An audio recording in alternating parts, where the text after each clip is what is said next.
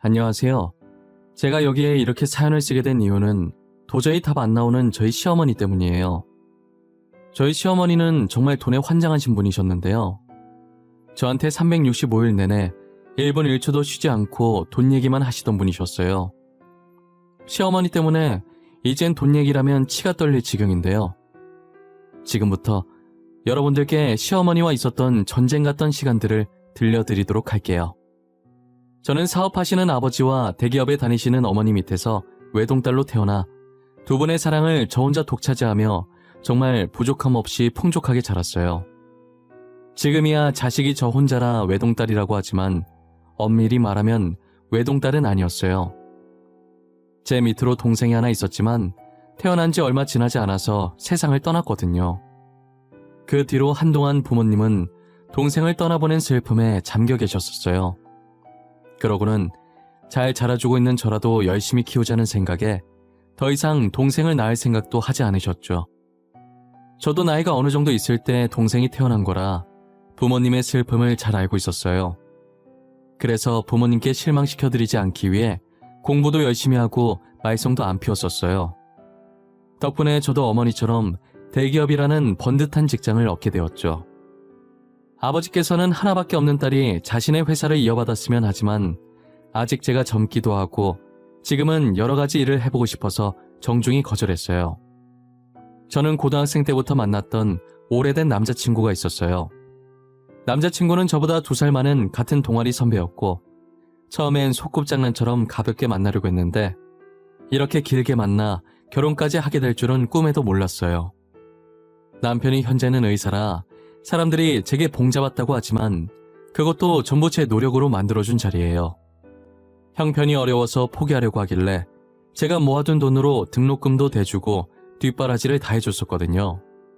주변에서 다들 그렇게 다 퍼주다가 남자 잘 되면 떠난다고 겁을 줬었는데 남편은 다행히 의사가 되고 제가 대기업에 취업을 하자마자 청혼을 하더라고요. 사실 남편이 의사 되자마자 바로 청혼을 하려고 했는데 제가 취업 준비 중이기도 했고 직장 없이는 자신의 청혼을 안 받아줄 것 같아서 미뤘었다고 하는 거예요. 저는 남편 말처럼 직장 없으면 시어머니께서 마음에 안 들어 하실 것 같아서 만약 백수일 때 청혼했으면 안 받아주려고 했었어요. 하지만 직장이 있다고 해서 시어머니께서 마음에 들어 하실 거라는 보장이 없더라고요. 처음 제가 남편 집에 인사드리러 갔을 때 저를 바라보시는 시어머니 표정이 좋지가 않았어요. 평소 명품을 즐기는 편은 아니지만 그날은 잘 보이고 싶은 마음에 깔끔한 옷을 찾다 보니 죄다 편안한 복장뿐이고 입을 만한 게 명품 옷밖에 없는 거예요. 그래서 명품 옷을 입고 갔는데 혹시나 어머니께서 명품 옷인 걸 알아차리고 어린애가 벌써부터 사치한다는 생각에 안 좋게 보신 건 아닌지 걱정했었어요. 제가 가려고 가방을 챙길 때까지도 시어머니의 표정이 좋지 않아서 결혼은 못하겠구나 생각을 했었죠. 아니나 다를까 신발을 신고 나가려고 할 때쯤 시어머니께서 제게 남편과 헤어지라고 2번 다시는 볼 일 없었으면 좋겠다고 하시더라고요. 남편은 저를 데려다 주려고 했지만 혼자 가고 싶은 마음에 괜찮다고 하고 서둘러 나왔어요. 저는 한숨을 푹 쉬고 터덜터덜 걷고 있었는데 남편한테 전화가 오더라고요. 시어머니께서 급하게 다시 저를 찾는다고 근처에 있으면 빨리 와달라고 하면서요. 저는 그때 구두를 신고 있었는데 발이 아픈지도 모를 정도로 왔던 길을 열심히 뛰어갔어요. 단 몇 분 사이에 시어머니는 아까 제게 보인 태도는 온데간데 없었고 저를 환대해 주시더라고요. 그리고 처음 방문했을 땐 안 보였던 신호도 함께 저를 맞이했어요. 사실 저를 맞이했다기보단 제 옷을 맞이했다는 게 더 어울리지만요. 맞네. 내가 잘못 본 게 아니었어. 저거 구찌잖아, 구찌. 저 목 부분의 패턴. 나갈 때 살짝 봤었는데 역시 내 눈은 정확하다니까? 저 옷 진짜 비쌀 텐데 대박. 아까는 내가 미안했어요. 기분 나쁘게 했다면 사과할게요. 아버지 사업하신다면서요? 이렇게 귀한 분을 푸대접했으니 어쩌나. 언니 이거 얼마 주고 샀어요? 설마 치마도 구찌예요? 헐, 구두랑 가방은 또 생로랑이네? 역시 사업하는 집안은 다르구나. 옷까지 명품으로 입는 사람 처음 봐요. 예, 너는 방 안에 들어가 있어. 어른들 이야기하는 거 안 보여? 아까는 정말 미안했어요. 저희 집이 보다시피 형편이 좋은 편이 아니라서 비슷한 집안에 장가 보내면 아들만 힘들어질까봐. 알고 보니 시어머니께서는 제가 본인 집안과 비슷한 집안인 줄 알고 차갑게 대하신 것이었어요. 아무래도 본인들 형편도 좋지 않은데 거기에 똑같이 형편이 좋지 않은 사람과 만나면 남편이 힘들어질 게 눈에 보여서 그랬던 것 같아요. 자식을 둔 부모 입장에서 자식 힘든 곳에 누가 시집장가를 보내고 싶어 하겠어요. 조금이라도 더 나은 집안과 결혼을 시키고 싶어 하시겠죠.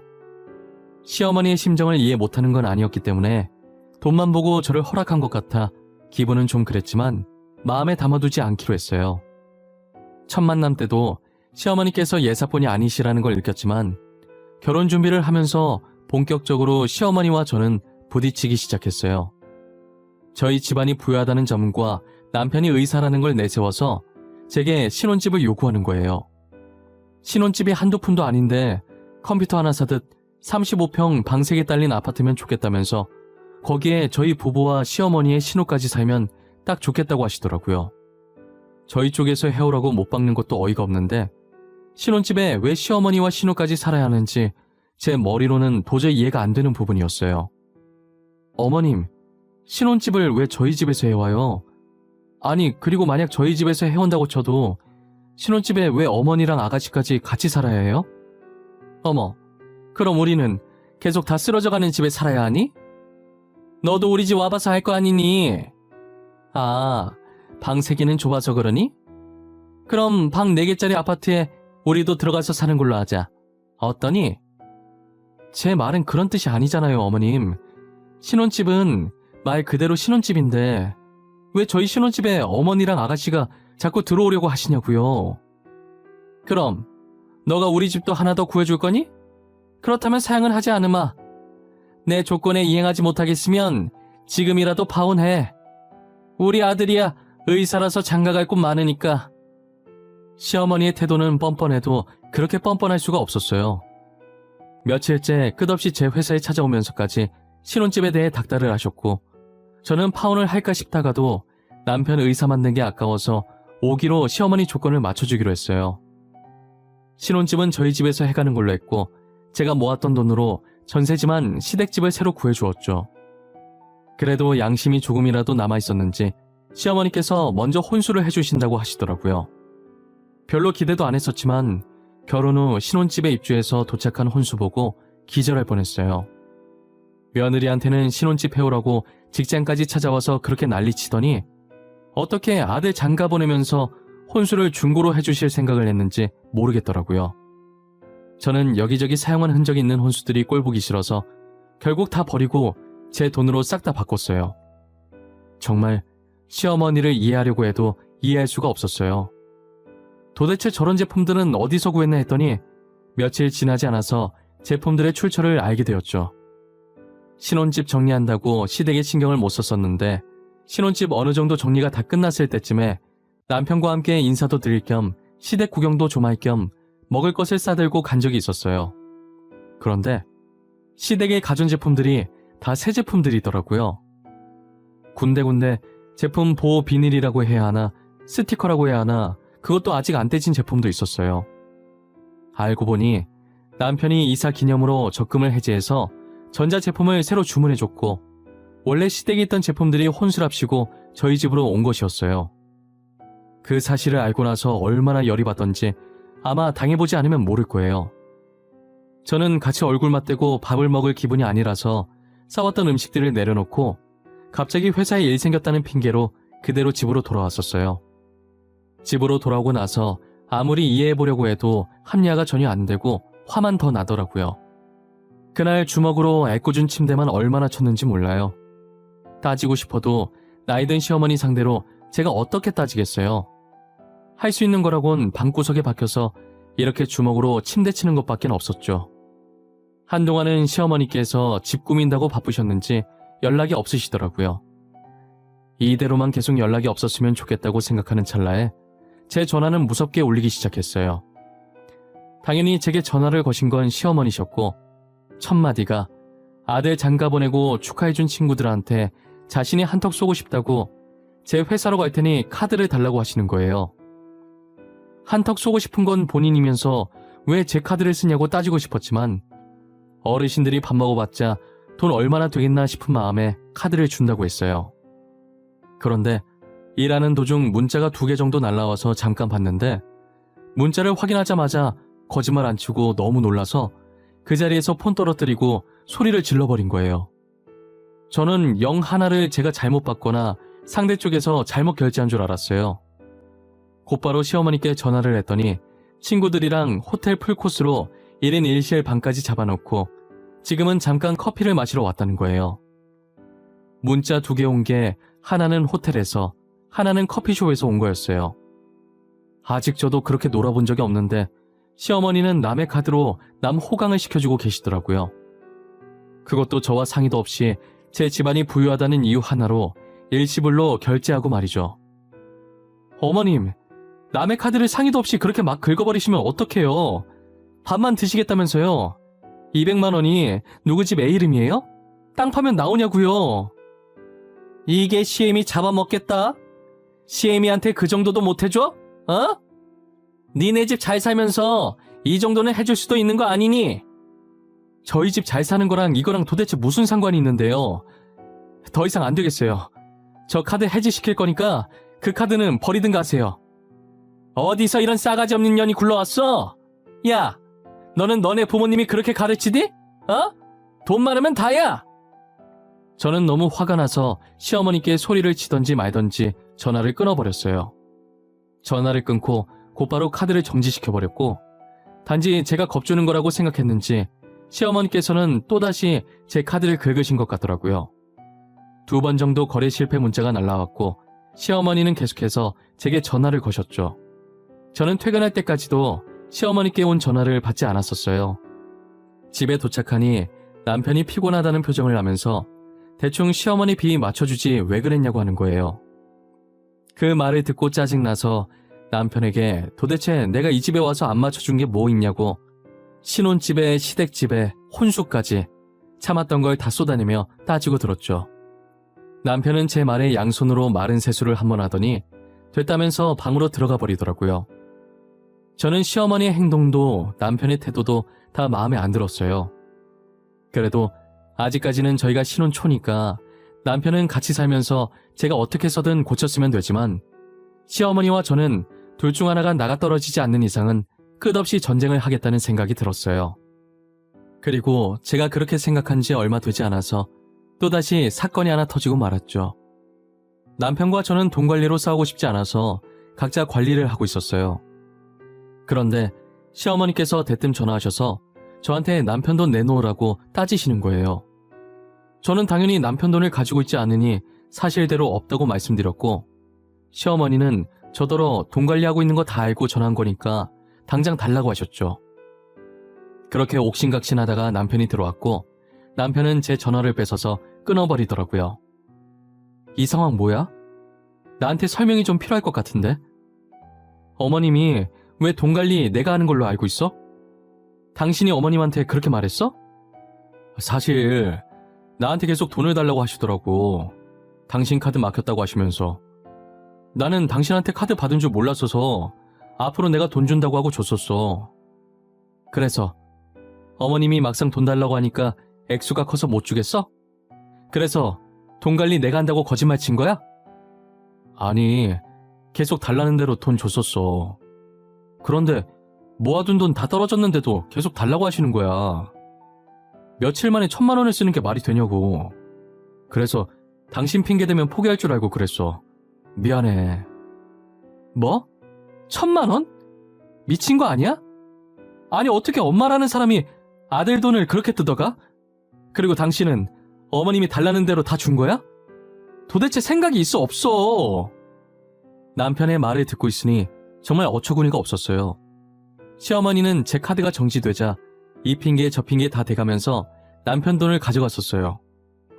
남편도 처음엔 단지 제가 밥값 가지고 그런다라는 시어머니의 말 듣고 저한테 짜증을 낸 것이었는데 자기도 당해보니 시어머니의 씀씀이가 보통이 아니라는 걸 알게 된 거죠. 자신의 아들한테까지 저러는 걸 보고 나니 저는 시어머니를 이길 방도가 없다는 걸 깨달았어요. 시어머니께서는 남의 집까지 비교해가면서 뻔뻔하게 용돈과 생활비를 따로 달라고 하시더라고요. 그러면서 어처구니 없는 가격을 제안하더니 신우 형편 어렵다고 신우 생활비도 보태달라고 하시는 거예요. 돈 관리처럼 가족들도 각자 보살피기로 합의해서 시댁 용돈은 남편이 주고 있었거든요. 그런데 시어머니께서 제게 그렇게 말하니 저는 당연히 그렇게 못 드린다고 말했죠. 부모님들은 각자 모시기로 했다고 돈 더 받고 싶으면 남편한테 부탁하라고 정중하게 말했어요. 시어머니는 평소답지 않게 순순히 알겠다고 하고 물러나시더라고요. 어쩐 일로 순순히 물러나나 싶었는데 얼마 지나지 않아서 누군가 저희 집 문을 두드리는 거예요.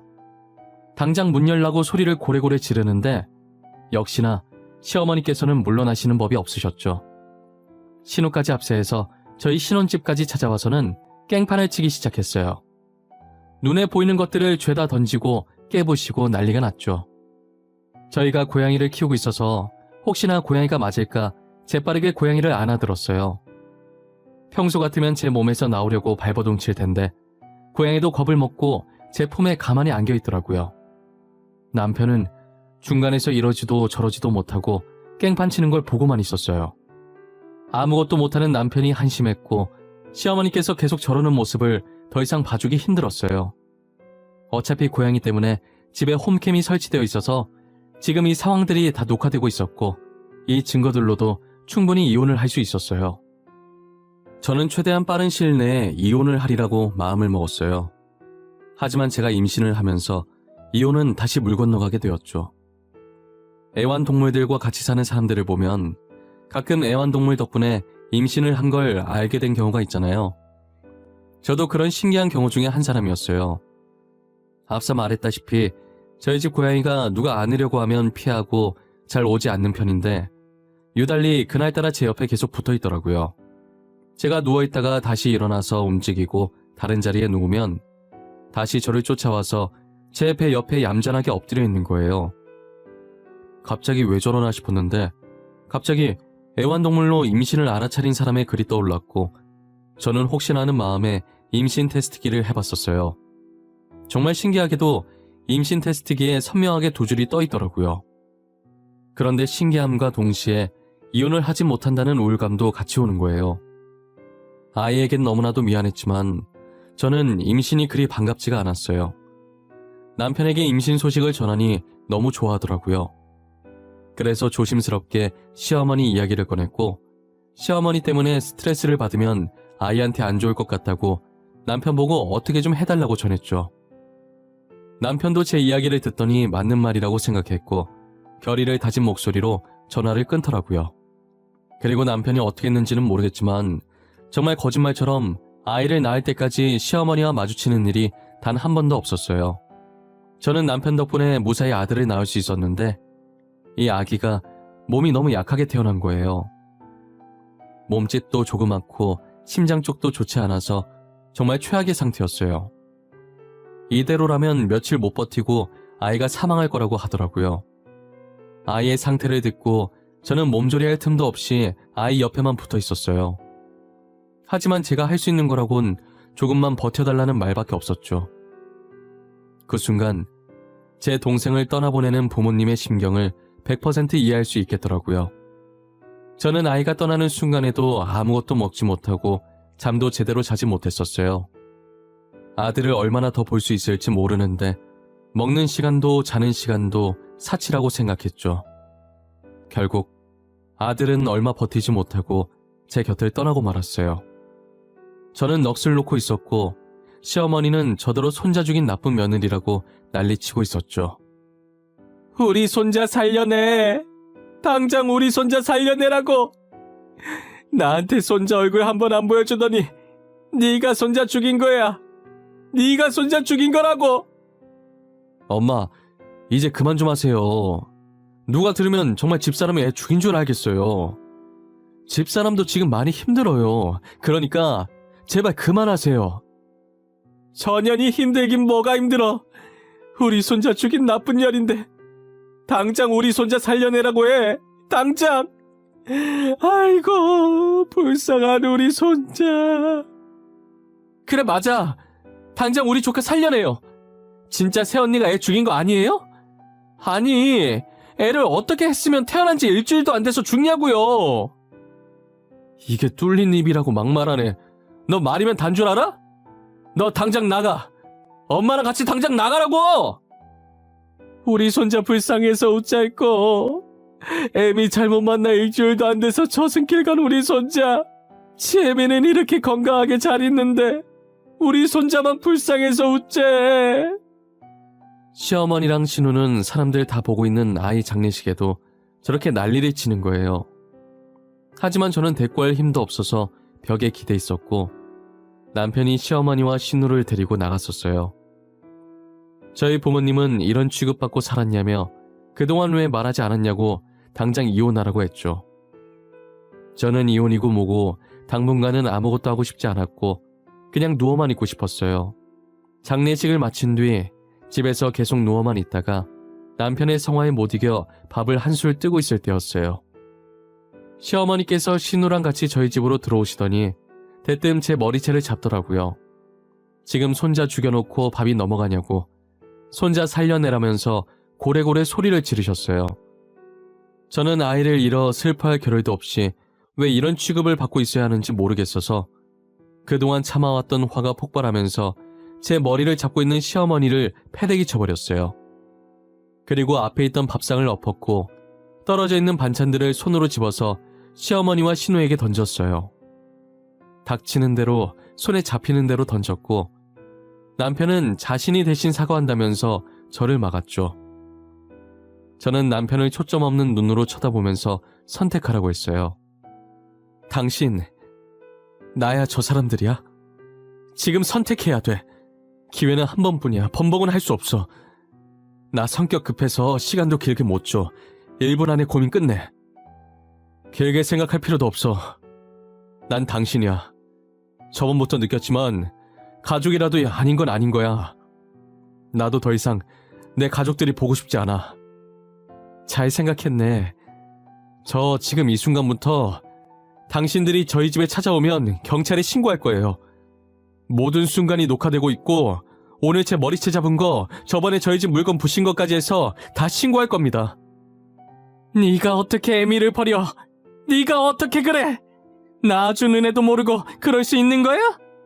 여자에 미쳐서 부모랑 동생까지 버리냔 말이야. 엄마가 지금 하는 꼴을 생각해보세요. 엄마 같으면 연 안 끊겠어요? 매일같이 돈돈거리고 아들 잃어서 슬픈데 깽판 치고 엄마 같으면 그냥 넘어가겠냐고요. 이래서 여자가 집안에 잘 들어와야 하는 거야. 이래서 다 전현이 우리 집을 망쳐놓은 거야. 전현 때문에 내가 손자를 잃고 아들까지 연 끊게 생긴 거라고. 어머님 집은 제가 알아서 잘 정리할게요. 어차피 제 집이었고 제 명의니까요. 기간 한 달이나 줄 테니 그 안에는 이사를 가셔야 할 것 같네요. 이렇게 마음 넓은 며느리가 어딨어요? 남편은 1초도 고민 없이 저를 선택했고 저는 시댁집을 뺀다고 하고 시어머니와 신우를 내쫓았어요. 시어머니와 신우는 아까까지만 해도 기세등등하더니 남편도 자신들을 버리고 저도 시댁집 정리한다고 하니 뒤늦게야 머리 조아리고 빌기 시작하더라고요. 이대로 집을 정리하면 갈 곳이 없어서 길거리에 나 앉아야 한다고 한 번만 봐달라고 하는 거예요. 그래서 저는 신우 가방을 가리키면서 저거라도 팔라고 그럼 원룸 보증금은 나올 거라고 했죠. 그리고는 저는 가차없이 집 문을 닫아버렸어요. 밖에서는 시어머니와 신우가 계속 문을 두드리면서 잘못했다고 소리치고 난리도 아니었고 결국 주민들의 신고로 시어머니와 신우는 경찰 손에 이끌려서 나가게 됐어요. 남편은 나의 시댁을 없는 사람으로 취급하기로 했는지 연락처도 바꾸고 제게 이사를 가자고 하더라고요. 그래서 저는 살던 집을 팔아버리고 비슷한 금액과 크기의 아파트로 다시 이사를 갔어요. 시댁집은 전세라 집주인한테 사정이 있어서 한 달 뒤에 나간다고 전세금을 받아놓은 상태예요. 혹시나 하는 마음에 제 경력을 가지고 다른 대기업 회사로 직장도 옮겼어요. 그 뒤로는 저도 연락처를 바꿔버려서 현재 시어머니와 신우의 소식을 모르지만 아마도 신우 가방을 팔아서 보증금 정도는 구하지 않았을까 싶어요. 사실 그들의 근황은 제 알바가 아니라서 궁금하지도 않아요. 저는 시댁으로부터 벗어난 지금 이 시점이 정말 행복하고 좋아요. 평생 이대로 아무 간섭도 걱정도 없이 쭉 이렇게만 남편과 둘이서 지냈으면 좋겠어요. 남편은 그동안 알아주지 못해서, 그리고 시어머니 대신해서 정말 미안하다고 하더라고요. 그렇다고 다시 시어머니를 만나고 싶은 생각은 전혀 없다고 하면서요. 아직도 가끔 그때 호텔 200만 원 사건에 대해 잘 모르고 짜증만 냈다고 미안해해요. 사람은 겪어봐야 아는 거라고 자신이 겪어보니 아들인 자기도 이렇게 스트레스인데, 따지고 보면 피 한 방울 안 섞인 제가 얼마나 스트레스였을지 이제야 알겠다면서요. 저는 그때나 지금이나 남편에게 아무런 감정이 없어요. 남편이 그때 말곤 제게 못했던 적이 있는 것도 아니었고, 그리고 이게 남편의 잘못이 아니잖아요. 온전히 돈밖에 모르고 저를 돈으로만 본 시어머니와 신우의 잘못인 거죠. 저는 같은 핏줄이라는 이유로 제게 미안할 짓도 안 했는데 대신 미안해하지 않았으면 좋겠다고 말했어요. 남편은 시어머니께 당하면서도 끝까지 자신을 버리지 않아줘서 고맙다며 눈물을 글썽거렸어요. 현재 저와 남편은 누구보다도 사이좋게 잘 지내고 있어요. 그리고 벌써 저 일이 일어난 지도 2년이 지나서 지금은 손바닥만하게 작은 딸 하나를 키우고 있죠. 태어난 지 이제 일주일밖에 안 돼서 그런지 앞전에 떠나보낸 아들 생각이 문득 나더라고요. 다행히 딸은 아들과 다르게 건강하게 태어나다 못해 우량아로 태어났어요. 어찌나 건강한지 모유도 엄청 잘 먹고 잠도 제 시간에 잘 자더라고요. 요즘은 남편이나 저나 딸아이 키우는 재미로 살고 있어요. 우스갯소리지만 딸이 저를 안 닮고 남편을 닮아서 벌써부터 이목구비가 뚜렷하고 이쁘더라고요. 자기랑 똑같이 생겼다며 완전히 딸바보가 된 남편은 다니던 병원까지 그만두고 아이를 봐주고 있어요. 저는 더 쉬면 복직이 어려울 것 같아서 출산 휴가만 끝나면 곧바로 복직을 할 생각이에요. 남편은 저희 아버지께서 크지는 않지만 그래도 조그맣게 개인 병원 하나 차려주신다고 하셔서 딸아이가 어느 정도 크게 되면 다시 의사 생활을 시작하려고 생각하고 있죠. 앞으로도 이대로만 잠잠하게 아무 탈 없이 새 가족이 잘 지냈으면 좋겠어요. 어떻게 찾은 평화인데 누군가로 인해 한순간에 이 평화가 깨지게 될까 하루하루가 두려워요. 연을 끊었다고는 하나 시어머니와 신우 성격에 저희를 안 찾고 있을 리가 없으니까요. 시어머니와 신우가 조금만 성격을 죽였더라면 이렇게까지 나오지 않았을 텐데, 제게 선만 잘 지켜준다면 저도 그들에게 착한 며느리, 착한 새언니가 될 수도 있었어요. 인간관계에서 제일 중요한 것은 선이잖아요.